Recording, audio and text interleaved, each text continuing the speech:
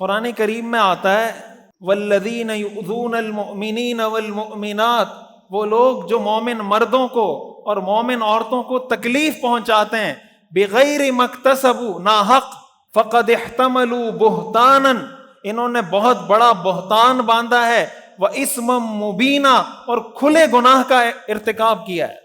اب ایذائے مسلم حرام ہے، مسلمان کو تکلیف پہنچانا حرام ہے، مسلمان نہیں جانور کو تکلیف پہنچانا حرام ہے، ناحق تکلیف پہنچانا جانور کو بھی حرام ہے۔ کیسے ہم فیس بک پہ بیٹھ کے اپنے سیاسی مخالف کو گالیاں دیتے رہتے ہیں، کیسے تہمتیں لگاتے رہتے ہیں؟ بھائی آپ نے سیاست کرنی ہے 1000 دفعہ کریں، گالی دیے بغیر سیاست نہیں ہو سکتی، کسی پر تہمت اور الزام دھرے بغیر سیاست نہیں ہو سکتی۔ کیا قیامت کے دن جو الزام آپ کسی پہ لگا رہے ہیں، جو تہمت آپ کسی پہ لگا رہے ہیں، قیامت کے دن دلائل سے یہ ثابت کر سکتے ہیں؟ یہ ثابت کرنا پڑے گا۔ ہم بھول جاتے ہیں کمنٹ کر کے، اللہ نہیں بھولتا۔ فیس بک آپ کو یاد دلاتا ہے نا کہ آج اگر 24 جولائی 2026 ہے تو 24 جولائی 2025 کو آپ نے کیا پوسٹ کی تھی؟ فیس بک یاد دلاتا ہے نہیں دلاتا؟ 24 جولائی 2023 کو کیا پوسٹ کی تھی؟ 24 جولائی 2021 کو کیا پوسٹ کی تھی؟ 24 جولائی 2019 کو یاد دلاتا ہے نہیں دلاتا؟ فیس بک تو صرف آپ کو پوسٹیں یاد دلاتا ہے نا، اللہ تعالیٰ ایک ایک کمنٹ بھی یاد دلائیں گے کہ 24 جولائی 2018 کو آپ نے فلاں شخص کی پوسٹ پہ یہ کمنٹ کیا تھا۔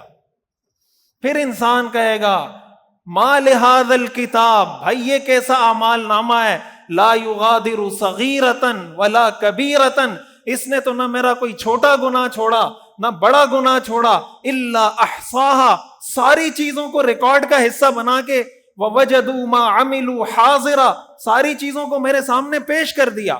اللہ فرمائیں گے اقرأ کتابک، اپنے اعمال نامے کو پڑھ، کفا بنفسک اليوم علیک حسیبا، آج کے دن تو اپنا حساب خود کر۔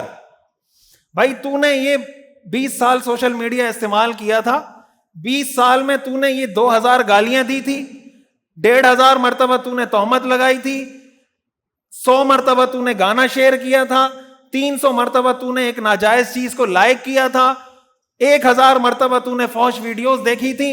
اقرأ کتابک، اپنے اعمال نامے کو پڑھ، کفا بنفسک اليوم علیک حسیبا، آج اپنا حساب خود کر۔ تو جب یہ ساری چیزیں سامنے چلنا شروع ہوں گی کہ یہ کمنٹ تو میں نے کیا تھا، یہ ریل تو میں نے شیئر کی تھی، یہ گالی تو میں نے دی تھی، یہ الزام تو میں نے لگایا تھا، تو پھر اللہ تعالیٰ عذاب دینے میں حق بجانب ہوں گے نا۔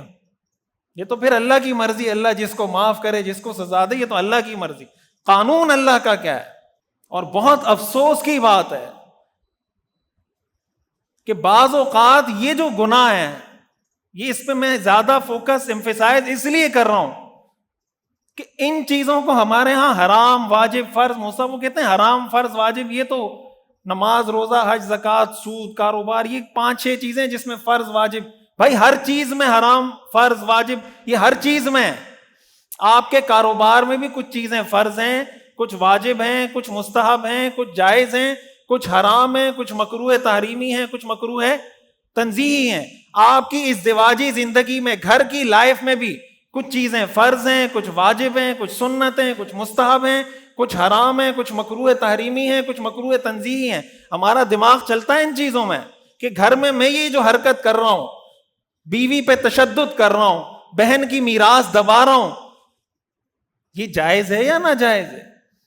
یہ حرام ہے، مکروہ تحریمی ہے، مکروہ تنزیہی ہے۔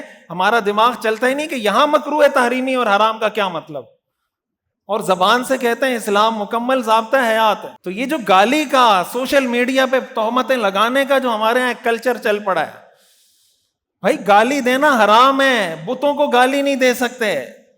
قرآن میں آتا ہے لا تسبوا الذین یدعون من دون اللہ، یہ کافر جن بتوں کی عبادت کرتے ہیں ان بتوں کو گالی مت دو۔ کن کو؟ بتوں کو۔ اللہ تعالیٰ، یہ قرآن ہے، کہانیاں نہیں ہیں، قرآن ہے۔ اللہ کہتے ہیں بتوں کو گالیاں، بھائی آپ یہ کہو بت غلط ہوتے ہیں، بتوں کی عبادت کرنا ٹھیک نہیں ہے، بت کو گالی دینا جائز نہیں ہے. تو جب بت کو گالی نہیں دے سکتے، مسلمان کو کہاں سے گالی دے سکتے ہیں؟ کہاں سے الزام لگا سکتے ہیں، تہمتیں لگا سکتے ہیں؟ تو اللہ کی نظر میں نیک انسان کون ہے؟ رسول اللہ صلی اللہ علیہ وسلم نے بتا دیا، اتق المحارم، اللہ کی حرام کی ہوئی چیزوں سے بچ جاؤ، تکن اعبد الناس، دنیا کے سب سے نیک انسان بن جاؤ گے.